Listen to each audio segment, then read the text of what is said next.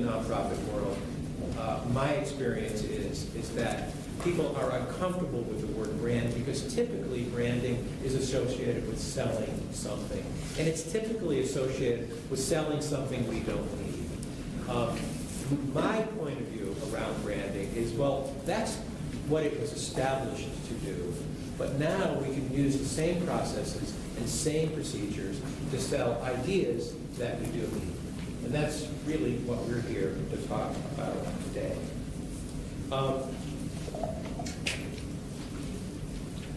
A little nomenclature to start, right? There's just 4 words I want to introduce early on. The first is the word company. You're going to hear me refer to your organizations as companies more than I refer to them as organizations. The reason I do that is that in my experience, organizations, it's a soft word, and people can tend to hide in silos within that word. A company tends to be a little bit more strategically focused. It tends to be a little more intentionally interactive and intentionally aligned. So I use the word company. And so when you hear me use the word company, I'm talking about your company. That may be a 1-person company, a 10-person company, a 30-person company, a 300-person company. But it is a company. The other, next word I want to introduce, and this is a very, very important word, is audience. Your brand is not about you, it's about those you serve. And it's about how you help them. They actually don't care what you do. What they care about is how you help them. And when we talk about audience today, I'm going to make a rather radical recommendation. And that is, for the purposes of our work today, your audience is your donor. You do have multiple audiences.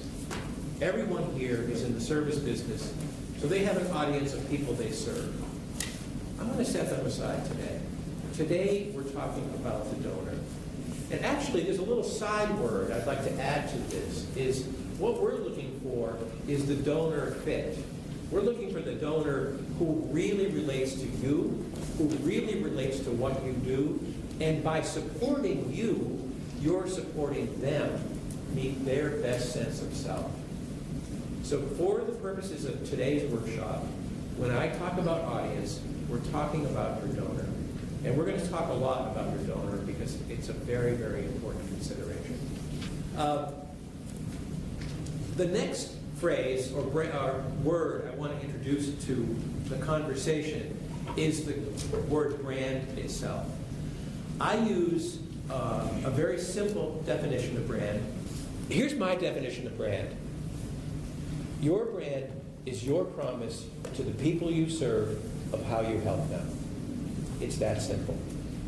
Again, and you're going to hear me say this a lot, your brand isn't about you. At the end of the day, people don't really care what you do. One of the things that I coach my clients to understand is don't tell me what you do, tell me how you help me.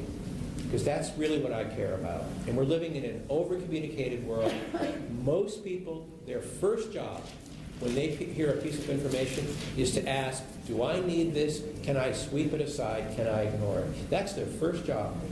If we can convince them in a literally a microsecond that, oh, actually this is of interest to you, we're on the road to engaging in a dialogue.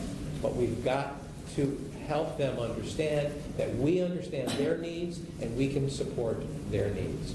And I know that sounds a little strange around a donor, but as we go on, I think you're going to understand what I'm talking about a little more clearly. So my first definition of brand is it's your promise to those you serve of how you help them.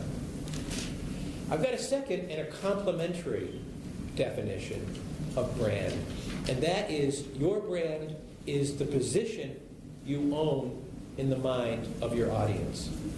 And again, when your audience is your donor. Now, position is another. I'm sorry. Go ahead. Sorry, can you just repeat that? The position of what? It's the position you own in their mind when they think of you.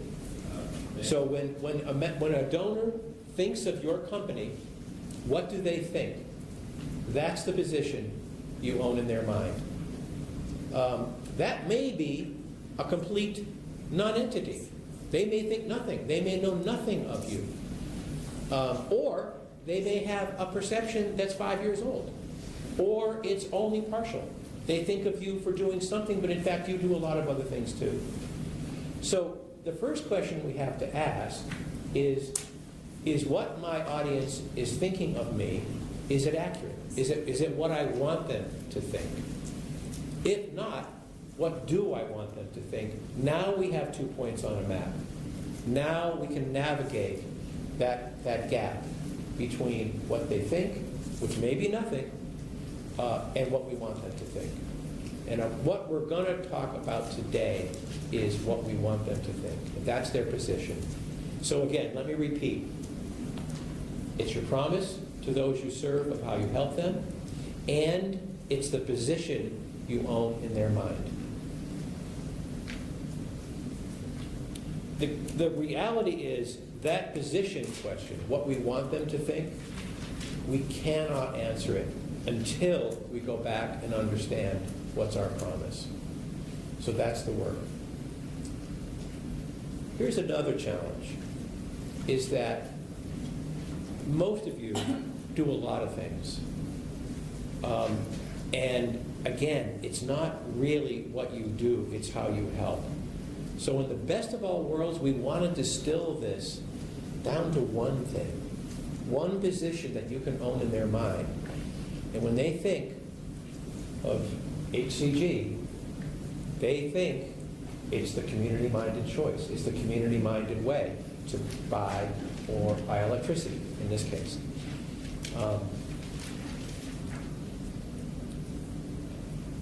So a summary of that is your brand is your promise of how you impact the world to the people who want to impact the world in the same way. You're meeting their needs by impacting the world in the way that you do. This is one of their needs. You're not asking for a gift. You're not asking for a favor. You're helping them meet their sense of self. And we'll talk about that a lot more as we go through. But I want to stop on it because it's a really important piece. This is about how you help them see themselves in the world. They have an interest in supporting the work because they're interested in the work.